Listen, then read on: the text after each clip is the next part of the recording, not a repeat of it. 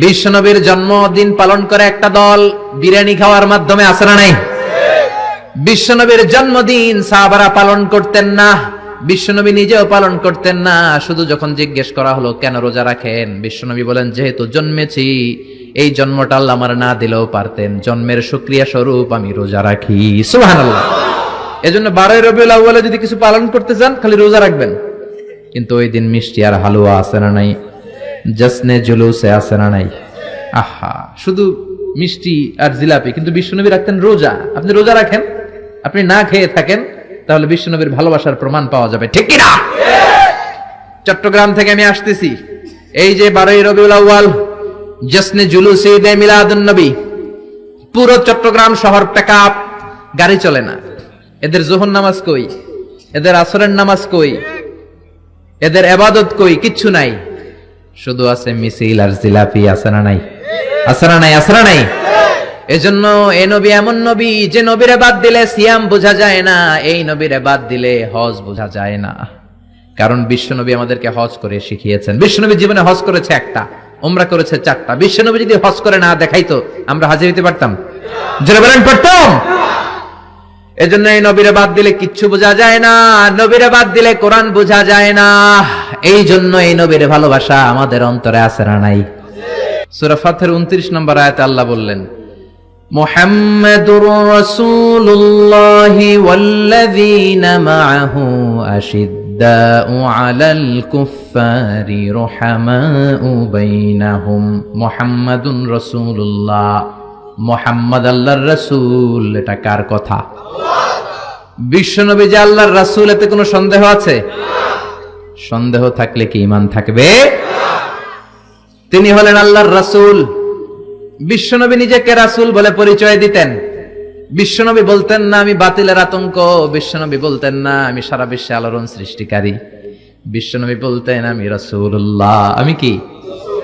সুন্দর লাগে না নামটা? রাসূলুল্লাহ।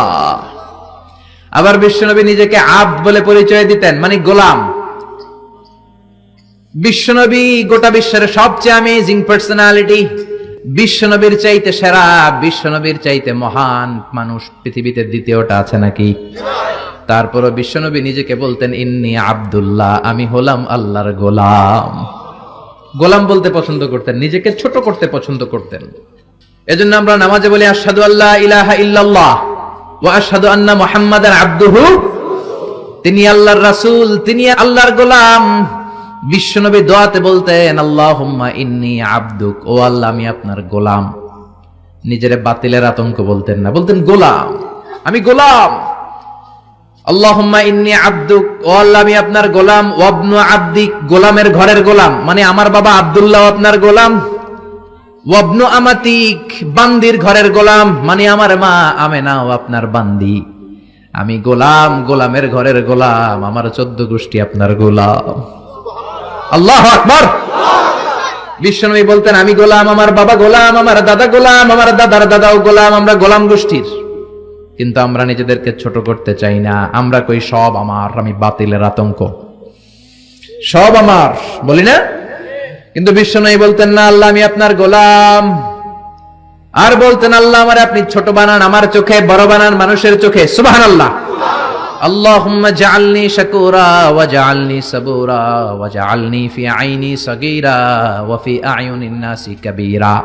ও আল্লাহ আপনি আমারে শুকরগুজার বানান, ধৈর্য ধারণকারী বানান, আমার চোখে আপনি আমারে ছোট বানান, মানুষের চোখে আপনি আমারে বড় বানান। সুবহানাল্লাহ। বাড়িতে যে বলেন সুবহানাল্লাহ, আওয়াজ করে বলতে কি কষ্ট হচ্ছে? পড়েন সুবহানাল্লাহ। নিজেকে ছোট করতেন।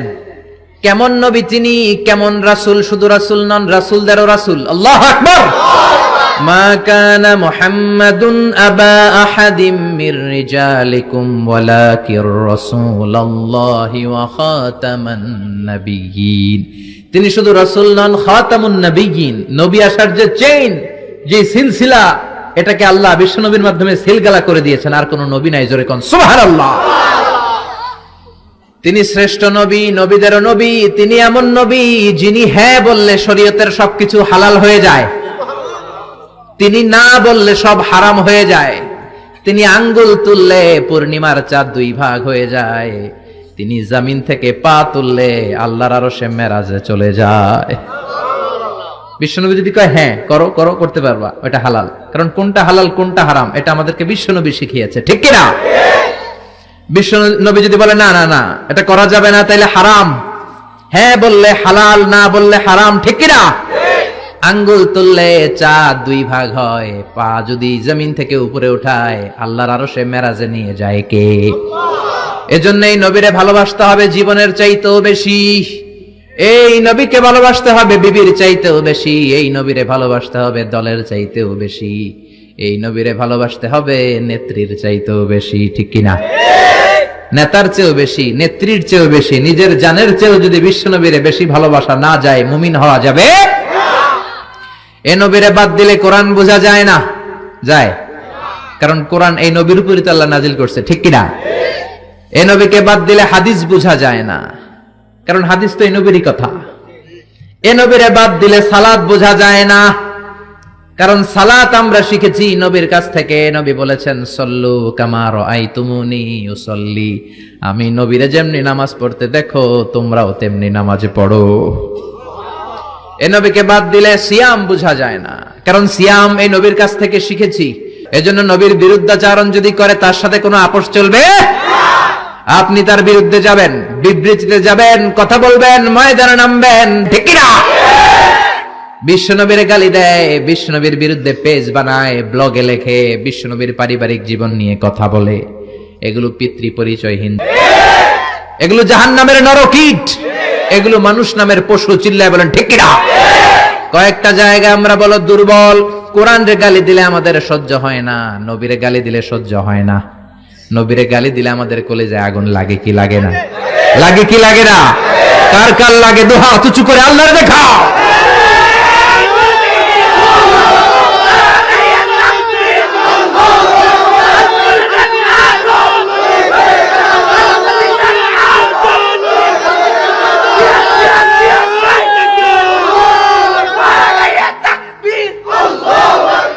আল্লাহ আমাদের স্লোগানকে কবুল করো।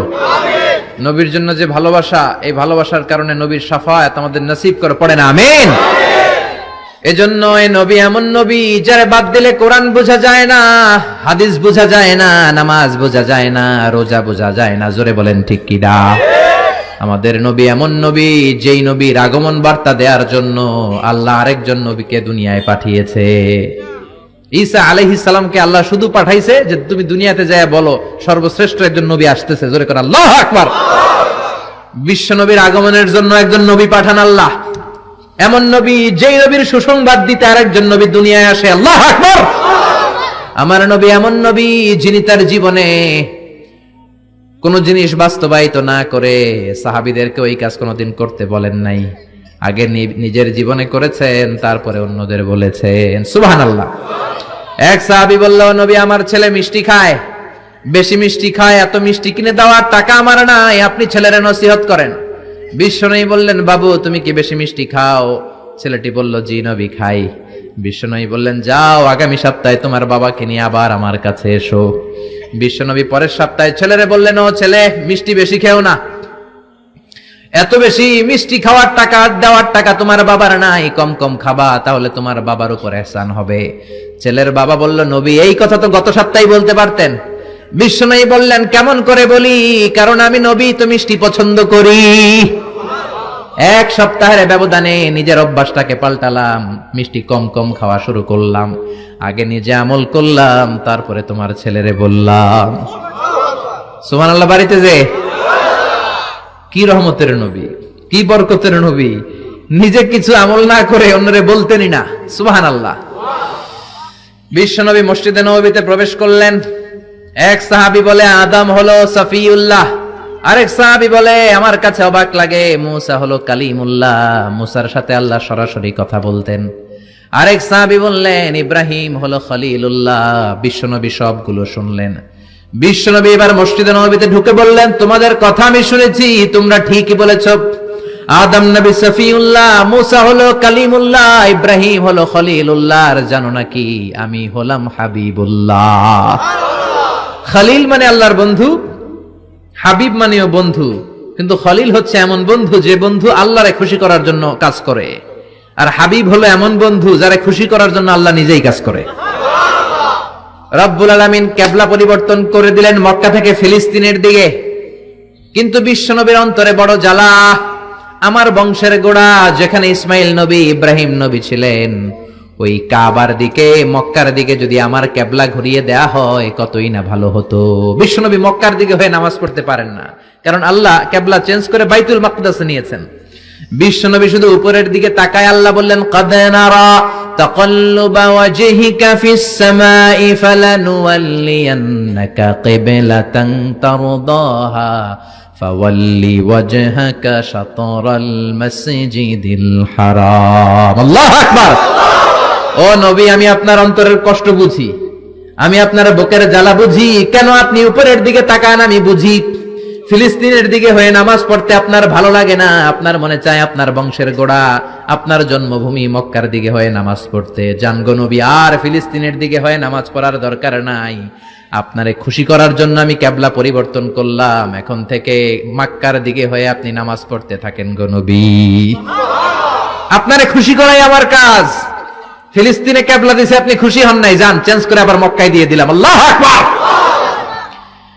এজন্য আল্লাহ বললেন, মুহাম্মাদুর রাসূলুল্লাহি ওয়াল্লাযীনা মাআহু আশিদ্দাউ আলাল কুফফারি রুহামাউ বাইনাহুম। মুহাম্মদ হলো আল্লাহর রাসূল। কার কথা? বিশ্বনবী বলেন, আমি এমন রাসূল, আমার সব কাজেই বরকত আছে না নাই?